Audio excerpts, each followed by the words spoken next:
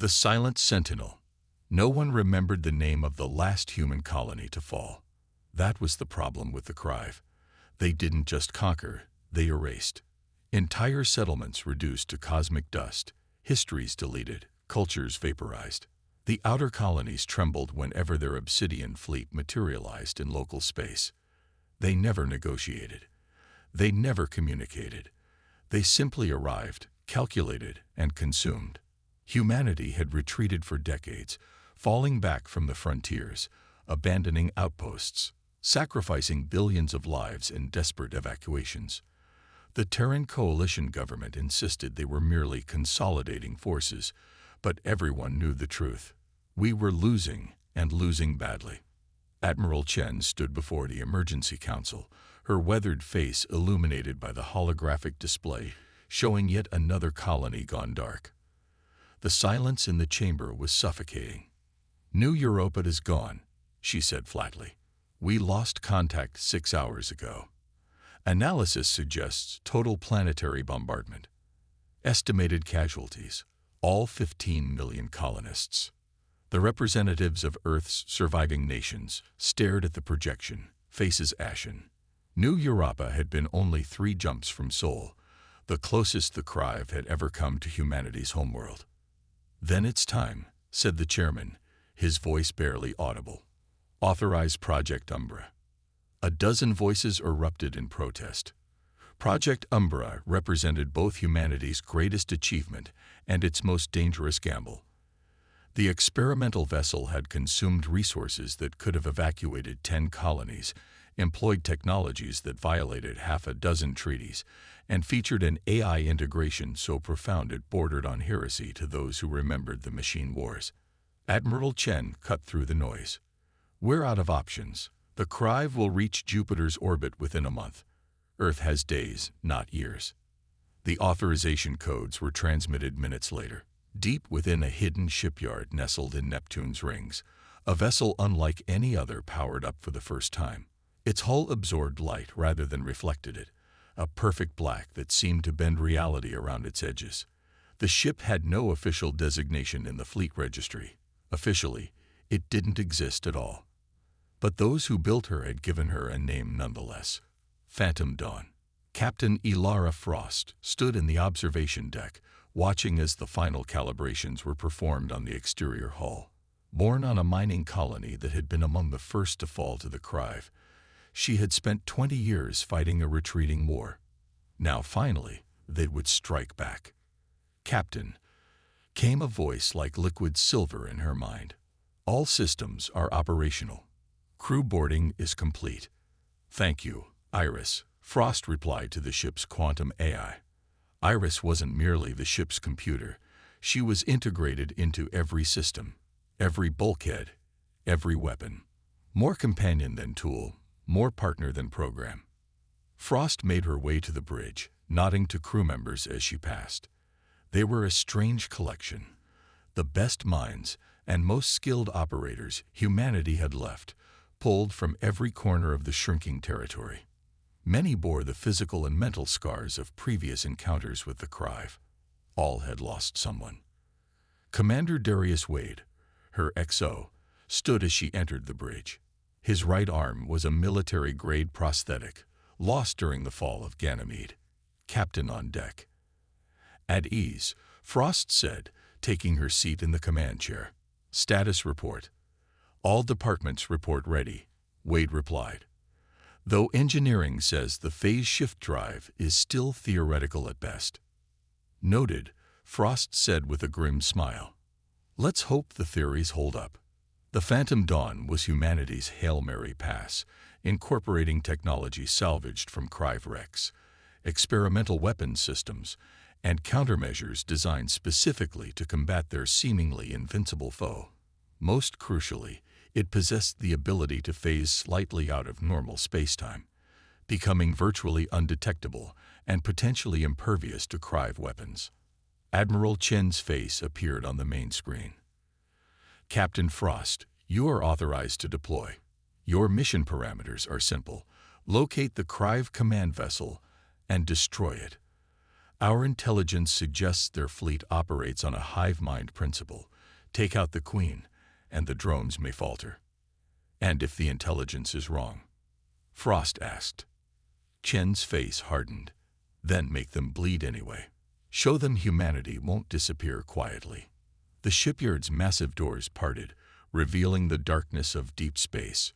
Frost felt the eyes of every person on the bridge upon her, waiting for words of inspiration, of hope. She had none to give, only determination. Helm, take us out. Tactical, passive sensors only.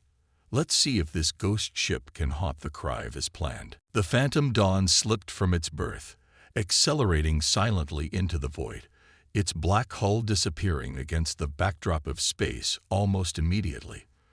For the first time in this long, brutal war, humanity was not running away. They were hunting. The Crive Armada moved with perfect precision, 100 needle-shaped vessels in tight formation, their hulls shimmering with an oily iridescence that defied human visual analysis. At their center, a massive disc-shaped command vessel pulsed with crimson energy, directing the swarm toward Jupiter's orbit. "We're within visual range," reported Lieutenant Park from the sensor station. "Holding at 5 million kilometers. Phase shift technology functioning nominally. They show no signs of detecting us." Frost studied the tactical display. The Crive fleet was even larger than intelligence had suggested. The Phantom Dawn was specifically designed to exploit weaknesses in Crive technology, but they'd never had the opportunity to test those theories in actual combat. Iris, analysis of command vessel defenses. The AI's voice flowed through the bridge speakers. The command vessel is heavily shielded. Direct assault would be unsuccessful with our current armament. However, I am detecting energy fluctuations in their drive system that suggest vulnerability during jump preparation. They're preparing to jump. Frost leaned forward. To Earth. Calculating trajectory. Confirmed. The fleet is aligning for Sol direct. Frost's hands tightened on the armrests of her chair. This wasn't just a scouting party. This was the invasion force. Earth had days, not weeks as they'd hoped. Options, she asked the bridge crew. Commander Wade frowned at his display. We could alert Earth, but that would mean breaking emissions control. We'd give away our position immediately. And Earth already knows they're coming, added Lieutenant Commander Varick, the tactical officer. A warning might buy them hours at best. Frost nodded slowly. We stick to the mission. We're not here to warn. We're here to strike. Captain, Iris interrupted, I have identified an opportunity. The command vessel appears to be gathering energy from its escort ships prior to jump.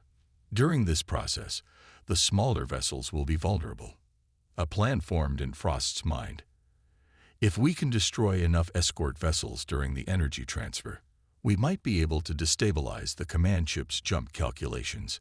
Varick finished, eyes widening. Force them to abort. Or better, Frost said, a predatory gleam in her eye, cause a catastrophic jump failure. The bridge fell silent as the implications sank in. No one had ever seen a Crive ship suffer a jump drive failure, but the theoretical model suggested the energy release would be substantial. Prepare battle stations, Frost ordered. Weapons, prepare torpedo spread, quantum-phased warheads. Helm, plot an attack vector that keeps us in their sensor blind spots. As the crew rushed to comply, Frost felt a strange calm settle over her. For years, humanity had been on the defensive, reacting to Crive movements, always a step behind. Now, for the first time, they were about to take the initiative. Iris, how long until they complete jump preparations? 17 minutes, Captain. Frost nodded. Then we have 16 minutes to change history. The Phantom Dawn accelerated silently toward the massive Crive formation, its phase-shifted state rendering it all but invisible to conventional sensors. They would have one chance at this. Surprise would be total, but fleeting. Weapons range in 30 seconds, Varick reported, voice tight with tension. Frost opened a shipwide channel. All hands, this is the captain. In moments, we will engage the enemy that has driven humanity to the brink of extinction. They believe us beaten, broken, and afraid. Today, we prove them wrong. Today, we remind them and ourselves of what humans do best. We adapt, we fight, and we survive against impossible odds. Stand ready. She closed the channel and turned to Varric. Target the 3 escort vessels nearest to the command ship. Maximum yield on the warheads. Targeted. Weapons hot. Fire. The Phantom Dawn briefly phased back into normal space as the torpedo tubes expelled their deadly payload. 6 quantum phase warheads streaked toward the unsuspecting Crive vessels, designed to penetrate their shields by shifting partially out of phase with normal matter. For a breathless moment, nothing happened.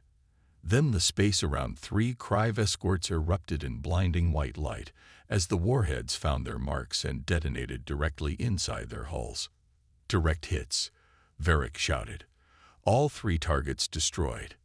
But the moment of victory was short-lived. The Crive response was immediate and overwhelming.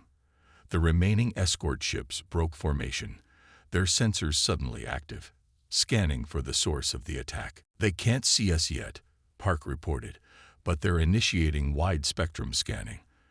Our phase shift can't hide us completely if they know where to look. Frost made a split-second decision. Helm full evasive. Take us through their formation. Make them afraid to fire for fear of hitting each other. The Phantom Dawn surged forward, threading the needle between the now scattered Crive vessels. On the tactical display, Frost watched as the command ship's energy readings fluctuated wildly. The energy transfer was interrupted, Iris reported. They are attempting to stabilize. Not if we can help it, Frost replied. Weapons, target 2 more escorts on the port side of the command vessel. Fire when ready. 4 more torpedoes streaked away, claiming 2 more Crive ships in spectacular fashion. The command vessel's energy signature became increasingly erratic. Captain, Park called out, alarm in his voice. They'd locked onto us. Multiple weapons signatures powering up. The first impact rocked the ship violently. Frost gripped her chair as alarms blared across the bridge. Phase shift stability at 60%. Eris reported calmly despite the chaos. Hull breach on deck 4, sealing now. Return fire, all batteries, Frost ordered. Target anything in range. The Phantom Dawn revealed its true nature then, not merely a stealth vessel, but a warship designed specifically to combat the Crive. Particle beams lashed out, striking with uncanny precision at weak points in Crive hull design that had taken human scientists years to identify. 3 more enemy vessels erupted into expanding clouds of debris. But the Crive numbers were overwhelming, and the element of surprise was gone. Command vessel is attempting emergency jump, Park shouted over the cacophony of battle. Frost saw her opportunity. Helm, intercept course. Weapons, all remaining torpedoes on the command vessel's drive section. Captain, Wade warned, that close to a jump field destabilization is exactly where we need to be. Frost finished. Execute. The Phantom Dawn surged toward the massive command ship, weapons blazing. The last of their special torpedoes found their mark just as the Crive vessel's drive began to glow with unnatural energies. Braced for impact.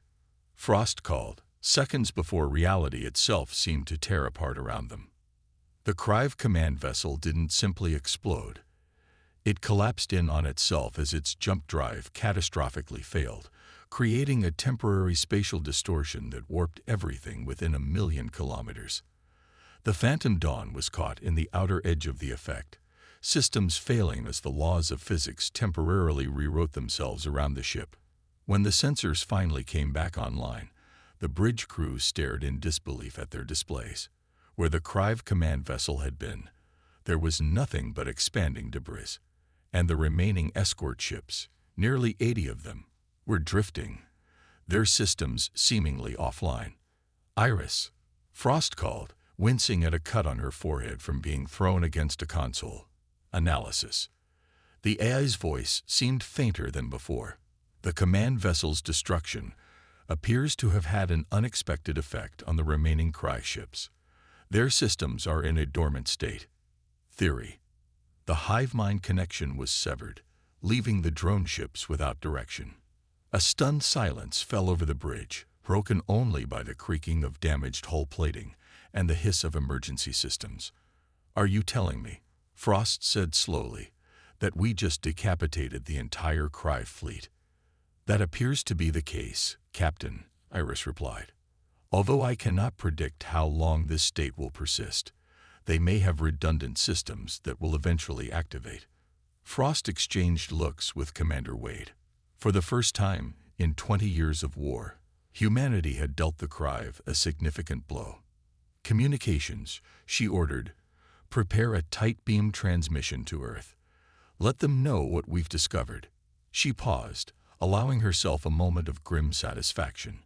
"And tell them to send every combat-capable ship they have. It's time we took the fight to the enemy." As the Phantom Dawn limped away from the battlefield, the dormant Cry vessels drifted like abandoned husks against the backdrop of Jupiter. No one on the bridge spoke the obvious truth. They had just discovered how to fight back. The hunt had only just begun. The turning tide. The Phantom Dawn limped back toward Earth, trailing wisps of plasma from damaged systems. Inside the medical bay, Captain Frost winced as the ship's physician, Dr. Sato, sealed a deep laceration on her shoulder. "You should be in a regeneration pod," she scolded, applying a bioseal to the wound. "Not planning another suicide mission." Frost merely nodded, her mind already racing with possibilities. The discovery that destroying a Cry command ship could neutralize its drone fleet had changed everything. For 2 decades, humanity had fought a losing war against an enemy that seemed innumerable and invincible. Now, they had found a weakness, a way to turn the tide. "Captain," Iris's voice came through the comm system. "Admiral Chen is requesting your immediate presence in the war room. Earth Defense Command has convened an emergency session." Frost dismissed Dr. Sato with a grateful nod and made her way through the damaged corridors of her ship. Repair crews worked frantically, jury-rigging systems and sealing breaches. They had lost 17 crew members in the battle, a heavy price, but nothing compared to the billions who had perished under Cry attacks.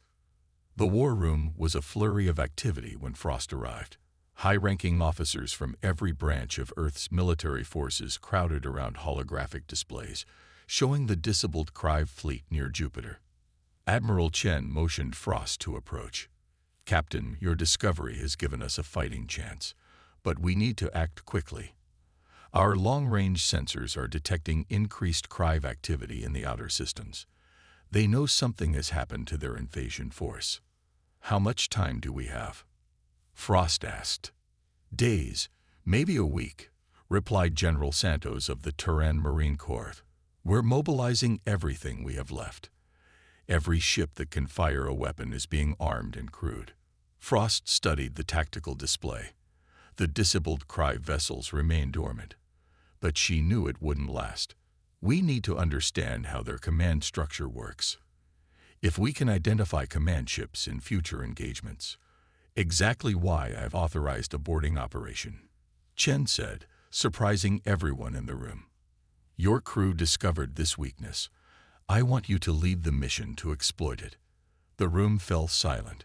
No human had ever set foot on a Cry vessel and lived to report what they found. The aliens themselves remained a mystery. Some speculated they weren't even biological entities, but some form of artificial intelligence. "We'll need specialized equipment," Frost said, already calculating the risks. "And volunteers only. I won't order anyone into that nightmare." Chen nodded grimly. "You have 12 hours to prepare. After that, we begin the largest counteroffensive in human history." The boarding shuttle detached from the Phantom Dawn, its specialized hull designed to interface with Cry technology. Inside, Frost checked her combat suit one final time. Beside her, Commander Wade and a team of 6 volunteers, 3 Marines and 3 scientists, ran through their own preparations. Iris, Frost subvocalized through her neural link. Status of the target vessel. Still dormant, Captain. The AI replied directly into her mind. No change in energy signatures. I have identified what appears to be an access point on the ventral hull. Frost glanced at the others. Each face showed determination tinged with fear. They were about to attempt something unprecedented and potentially suicidal. Remember, she said as the shuttle approached the massive disc-shaped command vessel, we have 3 objectives. Gather intel on Crive biology and technology, secure any navigational data that could reveal their homeworld, and plant the quantum charges to destroy the ship once we're clear. The shuttle's docking mechanism engaged with a metallic thunk, creating a seal against the alien hull. Specialized cutting tools began to carve through the strange, semi-organic material. Atmosphere analysis coming through, reported Dr. Navik, the xenobiologist. Nitrogen-oxygen mix, higher concentration of noble gases than Earth normal, but breathable with filters. Frost nodded. Weapons hot. Filters on. Let's make history. The breach opened into darkness. Helmet lights activated automatically, revealing a corridor unlike anything human architecture would create. Organic curves melded with crystalline structures, all in shades of deep purple and black. The surfaces seemed to absorb light rather than reflect it. Movement sensors detect nothing. Wade reported, his assault rifle sweeping the area. Either they're hiding, or they're not here at all. Frost finished, taking point as they advanced deeper into the ship. Stay alert. The corridors branched in seemingly random patterns, with no clear indication of purpose or direction. There were no control panels, no visible technology as humans understood it. Everything seemed grown rather than built. Dr. Navik paused to scan a wall section. Incredible. The hull material is semi-organic. It appears to be synthesizing energy directly from background radiation. Save the scientific fascination for when we're not in hostile territory. Frost reminded him, though she understood his wonder. This was the first close look at Crive technology humans had ever achieved. They pressed deeper, eventually reaching a vast chamber that could only be the ship's core. Suspended in the center was a pulsating crystalline structure, dark now, but clearly the source of tremendous power when active. That must be their jump drive. Lieutenant Park, the engineering specialist, whispered in awe. The energy required to power something that size. Plant charges here, Frost ordered. Maximum yield. As the team began setting up the quantum charges, Frost noticed something odd about the chamber's design. Hundreds of thin, fiber-like structures extended from the central crystal to the walls, ceiling, and floor. Dr. Navik analyzed these connections. The xenobiologist approached cautiously, scanning the fibers with his equipment. His breath caught audibly. Captain, these aren't power conduits. They're neural pathways, organic neural pathways. Frost felt a chill run down her spine. Meaning? This isn't just a ship, Navik said, voice barely above a whisper. It's alive. Or at least it was. Before Frost could process this revelation, a new voice spoke, not through their comms, but directly into their minds. You are not as primitive as we believed. The team froze, weapons raised against an enemy they couldn't see. Your kind has never attempted communication before. Always, you flee or fight. That's rich coming from the species that's been exterminating us without warning for 20 years. Frost replied aloud, uncertain if the entity could hear her voice. We do not exterminate, we harvest. Your worlds contain resources vital to our existence. Your resistance is unexpected. Frost's mind raced. This was the first direct communication with the Crive in 2 decades of conflict. You've been harvesting inhabited worlds without even attempting to negotiate. Negotiation implies equal standing. You are not equals. You are resources, like the minerals in your planet's cores, the energy in your stars. We just proved we're more than that. Frost countered, gesturing to the dormant ship around them. We disabled your entire attack fleet. A sensation that might have been amusement filtered through the mental connection. One battle does not alter the balance of power. Our civilization spans galaxies. Yours clings to a handful of worlds. Wade moved closer to Frost, keeping his voice low. Captain, the charges are set. We should leave while we can. Frost raised a hand, signaling him to wait. If we're just resources to you, why communicate now? Curiosity. You have adapted our technology, created weapons that affect our command structure. This requires reassessment. A sudden realization struck Frost. You're not here. Not physically. This is a remote communication. Correct. This vessel serves as a connection point. Our true form exists elsewhere. Where? Frost pressed. Your homeworld? We have no homeworld as you understand it. We exist throughout the network. Each ship is an extension, a limb that can be sacrificed if necessary. Wade checked his tactical display. Captain, we've got movement. The escort ships are showing power fluctuations. They're waking up. They were running out of time, but Frost sensed an opportunity here. The first real communication with their enemy might provide insights no weapon could match. If we're just resources, why not harvest uninhabited worlds? There are plenty in this galaxy alone. Your worlds are special. They contain something we require, something that forms only in the presence of advanced biological life. The implication was chilling. The Crive weren't simply taking territories or resources. They were harvesting something that only existed because of complex life like humans. What if we could provide what you need without the destruction? Frost asked, buying time as her mind worked through possibilities. Coexistence would be more efficient than constant war.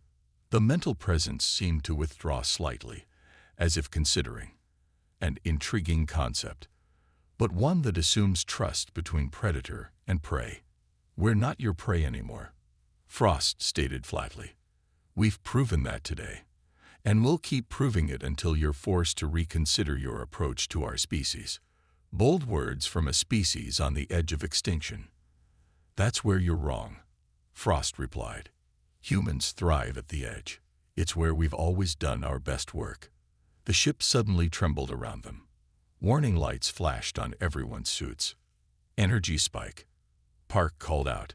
The ship's reactivating. Your time aboard this vessel has ended, the Presence stated.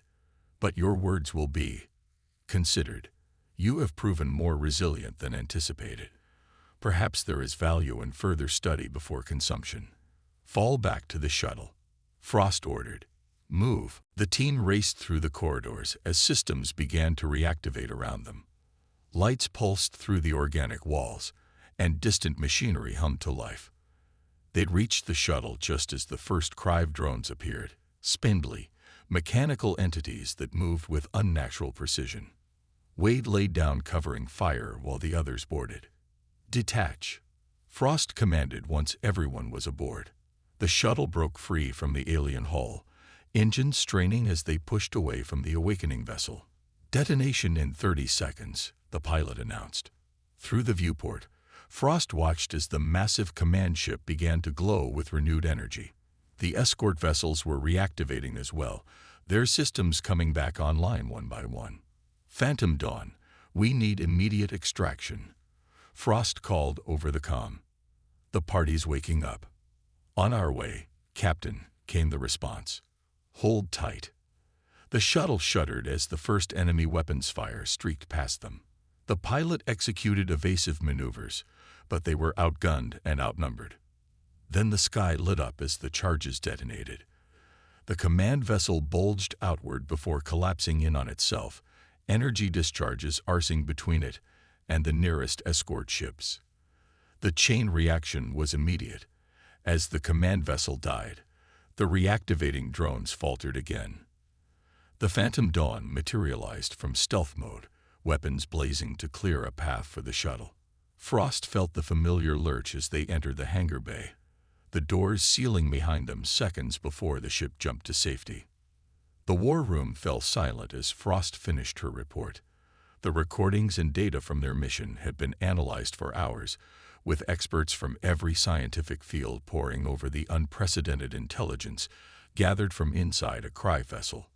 Admiral Chen paced slowly before the assembled leadership, so they're not conquering for territory or out of malice. They're harvesting some kind of energy or material that only exists on worlds with advanced life. And they consider it completely justified. Frost added, "To them, we're not even sentient beings worthy of negotiation. We are walking natural resources." "But they communicated with you," General Santos pointed out. "That suggests they recognize something in us now that they didn't before." Frost nodded. "They're reassessing.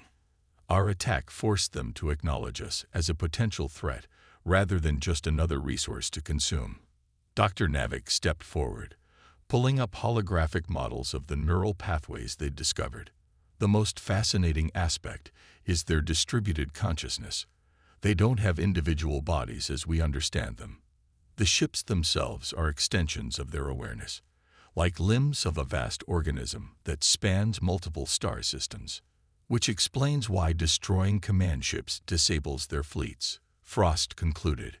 "It's like cutting off the head. The limbs remain but lose direction." Admiral Chen turned to the tactical display, where hundreds of human vessels were now gathered in Earth orbit, the largest fleet assembled since the beginning of the war. "Then our strategy is clear. We target command vessels in every engagement. Captain Frost, the Phantom Dawn will lead our first strike force. We've already begun retrofitting our remaining capital ships with phase shift technology based on your vessel's designs." "With respect, Admiral," Frost said, "I believe there's another approach we should consider." She stepped up to the display, highlighting the dormant Cry vessels still drifting near Jupiter. "If these ships are extensions of their consciousness, they contain valuable data we could use. Star charts, fleet movements, maybe even the location of their central network. You want to capture rather than destroy." Chen looked skeptical. "For some of them, yes.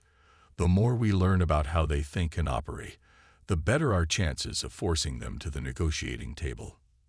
"Negotiation," General Santos scoffed. "With an enemy that sees us as resources. Even the most ruthless predator can learn that some prey isn't worth the effort," Frost countered. "If we make harvesting human worlds too costly, they might seek alternatives." And during our conversation, there was curiosity. "They're not mindless consumers. They can reassess." The debate continued for hours, but eventually, a two-pronged strategy emerged. Offensive strikes against Cry command vessels throughout human space, coupled with scientific missions to study and understand their technology and biology. As the meeting adjourned, Admiral Chen pulled Frost aside. "This is still a war, Captain. Don't lose sight of that in your search for understanding." "Understanding our enemy is how we win this war," Frost replied. 20 years of blind fighting hasn't worked. It's time to try something new." 3 months later, Captain Frost stood on the observation deck of the Phantom Dawn, watching as Earth grew smaller behind them. The ship had been repaired and upgraded, incorporating new insights gleaned from captured Cry technology. Earth itself was transformed. Orbital defense platforms bristled with phase-shift weapons, and the remnants of the Cry invasion fleet had been systematically disabled and studied. For the first time in decades, humanity's homeworld was secure. But the war was far from over. Cry activity had increased dramatically in the outer systems, and intelligence suggested they were gathering for a massive counteroffensive. This time, however, humanity would meet them head-on. Commander Wade joined her at the viewport. "Strike Group Alpha is assembled and awaiting your orders, Captain. 23 ships, all equipped with the new phase shift drives and quantum weapons." Frost nodded, studying the tactical overlay through her neural link. Since their encounter with the Cry consciousness, Iris had worked with human scientists to develop more sophisticated integration between ship systems and human operators.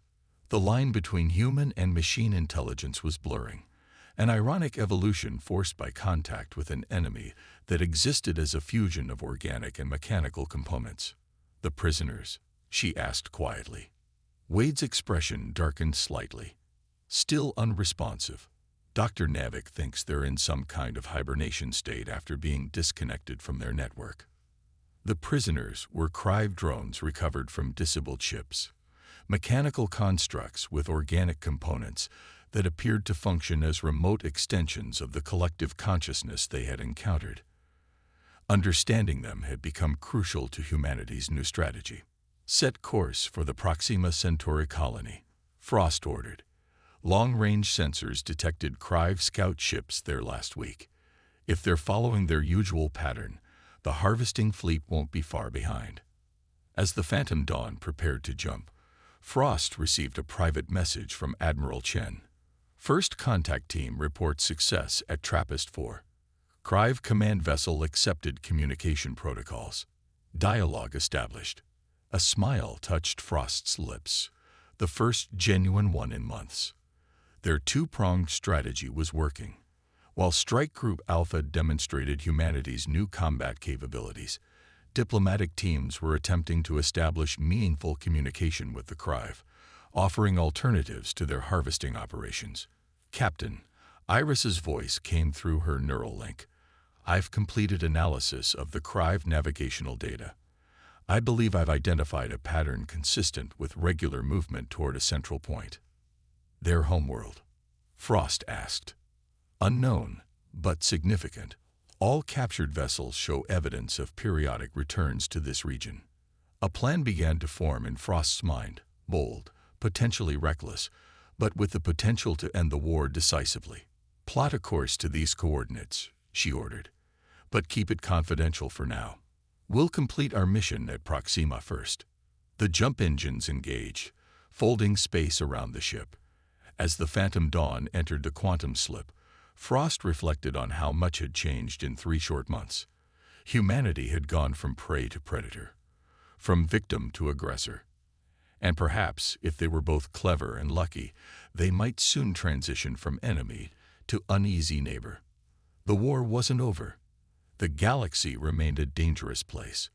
But for the first time since the Crive appeared, humanity fought with hope rather than desperation. The darkness that had consumed world after world now faced a challenge it never expected. A species that refused to be harvested, that adapted instead of succumbing.